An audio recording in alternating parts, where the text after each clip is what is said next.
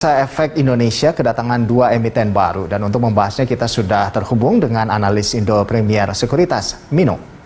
Iya, Mas Mino, kali ini kita ngebahas tentang depo bangunannya dulu ya. Nah, depo bangunan ini menjadi supermarket bahan bangunan pertama yang melantai di Bursa Efek Indonesia. Seperti apa prospeknya Anda melihatnya?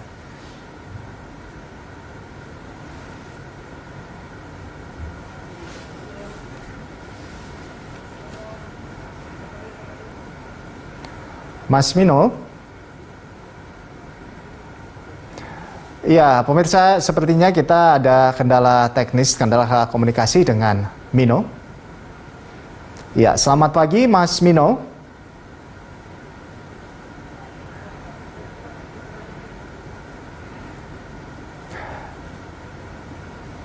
Ya, baik. Pemirsa, kami akan kembali usai jeda, tetaplah bersama kami di IDX Opening. Anda kembali menyaksikan IDX Opening Bell, dan pemirsa, hari ini Bursa Efek Indonesia kedatangan dua emiten baru, dan untuk membahasnya kita sudah terhubung dengan analis Indo Premier Sekuritas, Mino. Selamat pagi Mas Mino. Mas Mino, kita bahas dari depo bangunan dulu. Jadi depo bangunan ini menjadi supermarket bahan bangunan pertama yang melantai di Bursa Efek Indonesia. Nah, seperti apa prospeknya? Ya, kalau untuk prospek fundamentalnya sendiri memang untuk depo bangunan ini kan boleh dibilang tergantung dari siklus ekonomi ya. Kemarin di masa pandemi dia sedikit tentunya sedikit terkena dampak negatif, tapi ke depan ketika proses pemulihan ekonomi itu terjadi ya, harusnya prospek kinerjanya akan membaik gitu, Mas Roland. Baik. Nah, dari sisi harga, apakah ini masih tergolong murah kalau Anda melihatnya, Mas Mino? Ya, kalau saya hitung berdasarkan laporan keuangan di bulan Juli ya, kalau kita setahunkan itu PI-nya kira-kira di sekitar 35 ya. Nah, kalau kita bandingkan dengan emiten-emiten bahan bangunan yang lain, misalnya saya bandingkan dengan semen, misalnya SMCB itu sekira 35. Jadi ya boleh dibilang relatif tidak mahal, tidak murah juga gitu. Tapi ya seperti harga di market lah gitu. Prospeknya cukup baik begitu ya?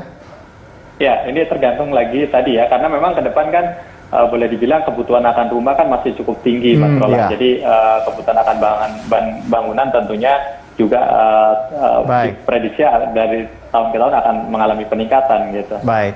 Nah, berikutnya Permaplasindo ini bergerak di bisnis penjualan alat tulis kantor. Seperti apa, Mas Mino? Apakah prospektif?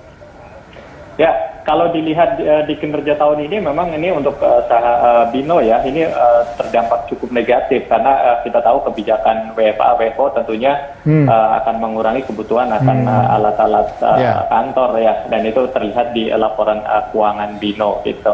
Nah, kalau dari sisi laporan keuangan tentunya ke depannya kita tahu sekarang WFO juga udah hampir dominan ya, 75% di status sekarang, artinya ada potensi kenaikan juga permintaan alat-alat kantor gitu. Gitu, Mas Roland. Namun kita lihat dengan harga penawaran Rp138. Menurut Anda seperti apa? Ya, kalau dari sisi harga memang agak mahal ya kalau untuk kondisi saat ini gitu. Jadi tapi terlepas dari mahal tidaknya, sebenarnya memang kalau untuk saham-saham IPO ya, ini kalau dari sisi pergerakan harga, ini banyak faktor yang selain fundamental sebenarnya yang akan mempengaruhi pergerakan harga saham itu sendiri. Misalnya kayak jenis perusahaannya, ini kebetulan perusahaan swasta, jadi peluang untuk naik juga besar, kemudian jumlah saham yang di IPO-kan dan penjamin emisinya gitu. Baik. Terima kasih Mas Mino atas informasinya dan selamat beraktivitas kembali. Pemirsa, demikian tadi analis Indo Premier Sekuritas, Mino.